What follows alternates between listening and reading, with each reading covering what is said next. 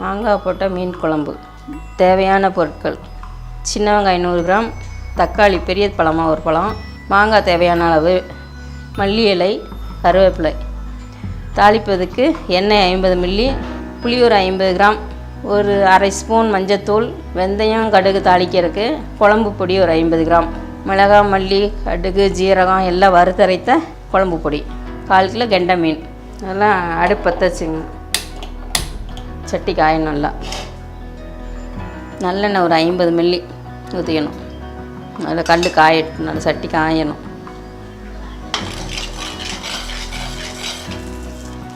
எண்ணெய் காஞ்சிச்சு. கடுகு வெந்தயத்தையும் பொரியிடணும். கடுகு பொரிஞ்சிருச்சு. அதுக்கடுத்து சின்ன வெங்காயம், கடுகு, சின்ன வெங்காயம், பச்சை மிளகாய் நல்லா செவக்க வதக்கணும்.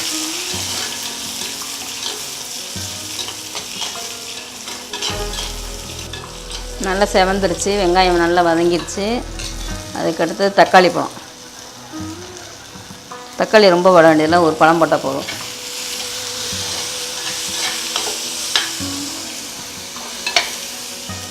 உப்பு கொஞ்சம் தேவையானது, கொஞ்சமாக உப்பு போட்டுக்கோங்க. நல்லா வதங்கிடுச்சு.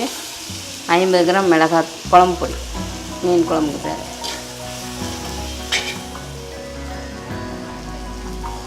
நல்லா வதக்கணும்.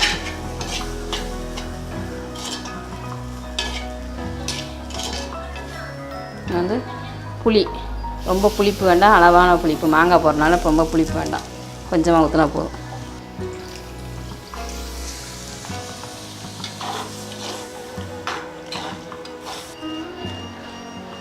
உப்பு கொஞ்சம் போட்டுக்கோங்க.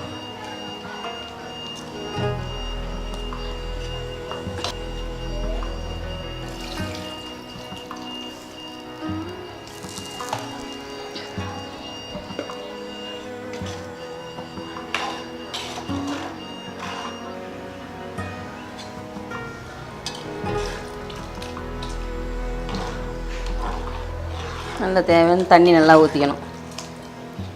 உப்பும் பார்த்து போட்டுக்கோங்க. அதுக்கப்புறம் மீன், 1/4 கிலோ மீன் எடுத்து போட்டுக்கோங்க. கொதிக்கிறதுக்கு முன்னால் போட்ட வேண்டியதான். கொதித்த பிறகு போடக்கூடாது. இப்படியே போடுறீங்கன்னா இப்போ தான் நல்லா இறங்கும் சாரெல்லாம். அதுக்கு அடுத்தது மாங்காயும் அதிலேயே போட்டுருங்க. ரொம்ப பொடியாக வெட்டக்கூடாது, மீடியமாக சைஸாக வெட்டி அதில் போட்டுடணும். அவ்வளோதான். போட்டு நல்லா கொதிக்கட்டும் மீன் குழம்பு.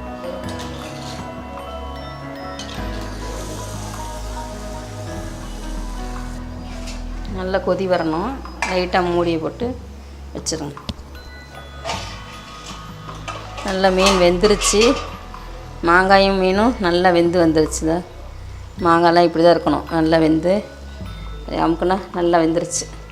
நல்லா மீன் நல்லா வெந்துருச்சு. அதோட மல்லி இலை போட்டு இறக்கிடணும். ரொம்ப கெட்டியாக இருந்துச்சுன்னா நல்லா இருக்காது. இந்த மாதிரி தண்ணியாக இருந்தால் தான் நல்லாயிருக்கும் மீன் குழம்பு. கெண்டை மீன் போட்டு மாங்காய் போட்ட மீன் குழம்பு ரெடி.